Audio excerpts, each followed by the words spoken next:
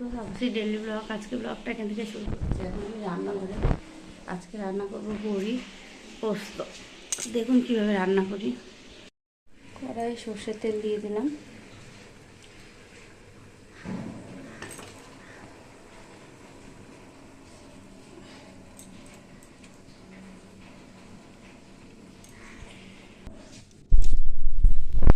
তেল গরম হয়ে গেছে, কালো জিরে ফোড়ন দিয়ে দিলাম।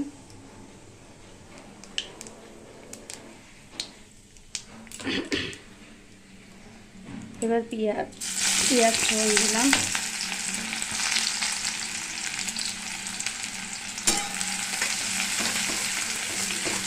পেঁয়াজটা লাল হয়ে ভাজা হয়ে গেলে বড়িগুলো দিয়ে বড়িগুলো লাল করে ভাজবো। এখানে শিলে পোস্ত নিয়ে নিলাম, পোস্ত বাটবো।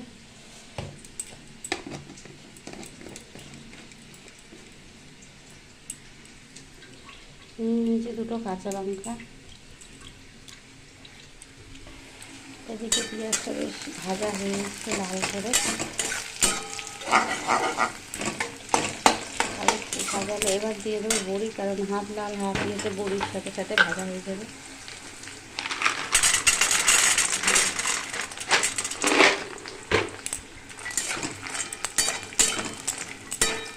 বড়িটা সমেত পেঁয়াজটা লাল হয়ে ভাজা হবে।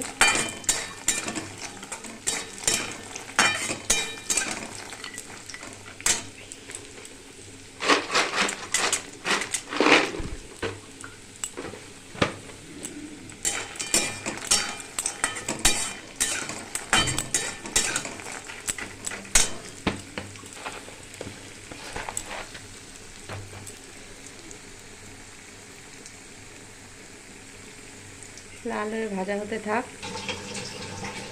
লাল হয়ে ভাজা হয়ে গেছে, এবার জল ঢেলে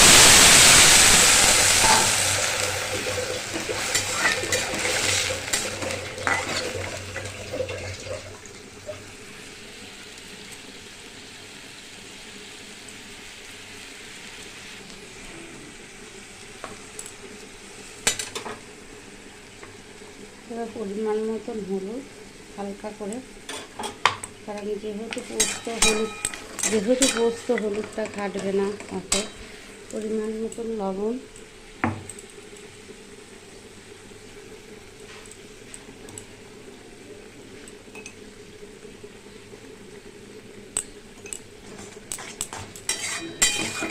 বড়িটা ভালো করে সিদ্ধ হতে থাক। তারপরে পোস্তটা বেটে নিয়ে পোস্ত বাটা দেব।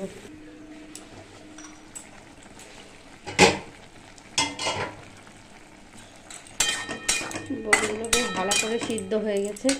এবার বেটে রাখা পোস্ত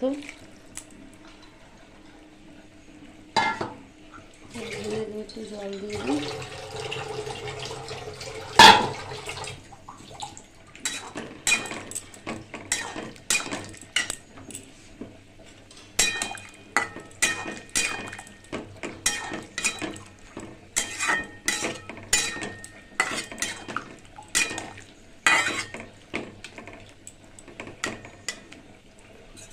আর পরিমাণ মতন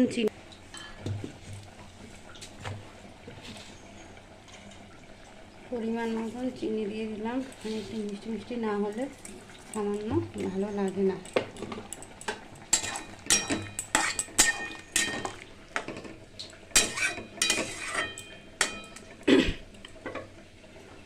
একটু ফুটে উঠলেই নামিয়ে নেব।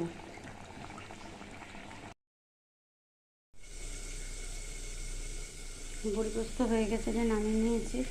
আর এদিকে ফুলকপি ডাল হয়ে গেছে, এদিকে উচ্ছে আলু চচ্চড়ি হচ্ছে। হোক।